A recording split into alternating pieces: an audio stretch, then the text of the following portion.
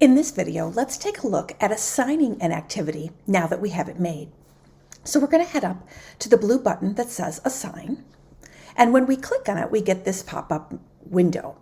So to begin with, we'll want to select the class that we want to assign the activity to. And from here, you can see that there's a link over here to this Edit Students, Folders, and Skills. This is all one link that takes us to this window that is then broken down into these three areas. To begin with skills, you can keep track of what skills or standards your students are working toward. And you can also assign a star rating out of 3, 4, 5, or 6 stars, depending on your class.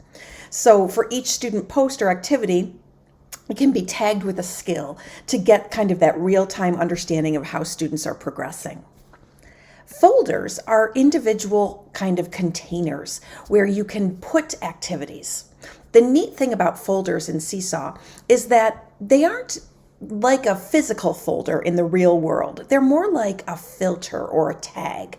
So for example, with this activity being math, I could say, hey, I want this to go into the math folder, but it might also be part of morning work. So I might select morning work, math, and maybe this is something that I want to add for conferences. I want it to go into the digital portfolio folder for conferences.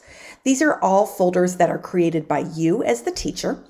This is also an environment, if you'd like, you can create a new folder. So if I wanted to, I could go in and put social studies in here and then choose a color and use the check mark up here at the top right. And that's going to go ahead and add an additional folder for us as well. So you can add those at any time. And then lastly here, the students and groups, this is where you're able to say, I want all of my students to receive this activity, or you can uncheck that and just send it out to certain students by checking the box next to their name. So now, once I've selected all of those different criteria, I can use the check mark here. And what we'll see is a short little summary right down here of what I've done. So hey, I've assigned it to 2 students and put it into 3 different folders, and right now there are 0 skills associated with it. Before I choose assign to one class, let's take a look at one more thing, and that's the scheduling option. The scheduling option is a way for you to be able to plan ahead, creating activities and actually scheduling them for your students.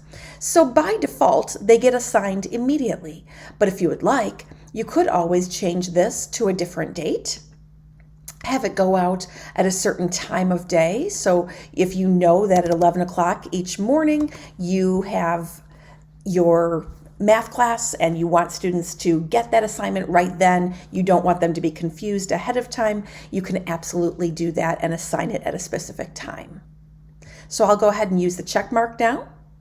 And then you'll see that the Assign button has changed and now does indicate the date and time that this assignment is going to be pushed out to students.